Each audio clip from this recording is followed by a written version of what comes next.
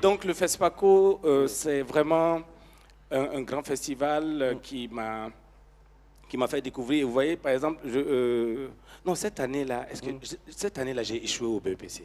Ouh là là. Vous voyez, ça, c'est une grande année parce que j'ai été propulsé. J'étais là, on m'interviewait partout, la vedette, vous voyez. Et donc, il y avait la première dame à l'époque m'avait fait animer le grand sommet des chefs d'État. C'était avec ONS à l'époque. C'était vraiment.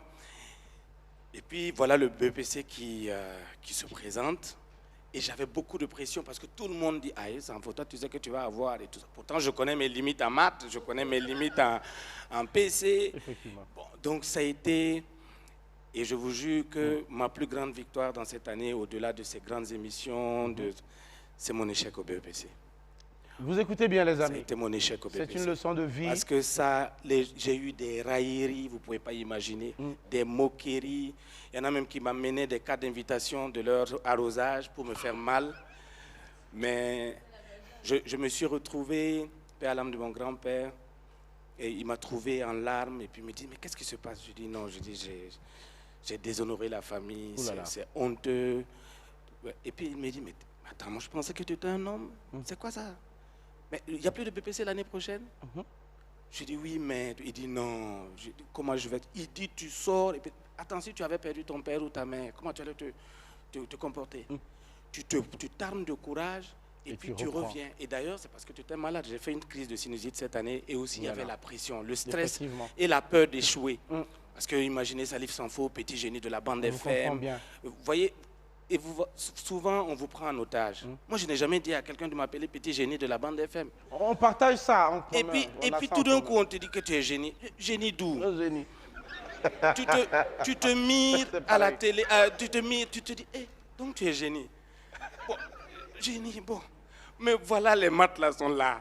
C'est compliqué. Oui, ça va pas. Donc, ça m'a permis d'affronter l'échec. Ça m'a permis de me relever. Ceux qui ont fait l'erreur de m'inviter à leur boom, parce que je suis un grand danseur. Bah voilà, super. J'ai ça. L'information. Je vais pas danser ici. Non, on ne dit rien. Et je vous jure, il y en a qui ont regretté parce que après, il y a faux bring là. Hein?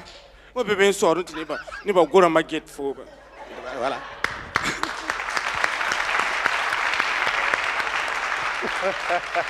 Les amis, on a beaucoup à dire, on a énormément à dire, on pourrait pas faire. Et pour le FESPACO, j'ai fait mon thème de mémoire sur le FESPACO.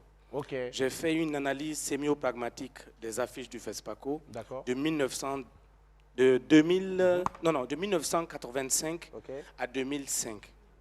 Ça veut dire que j'ai analysé systématiquement toutes les affiches du FESPACO et j'ai conclu qu'au-delà de l'affiche furtive qu'on regarde comme ça, l'affiche est un document historique, surtout l'affiche du FESPACO.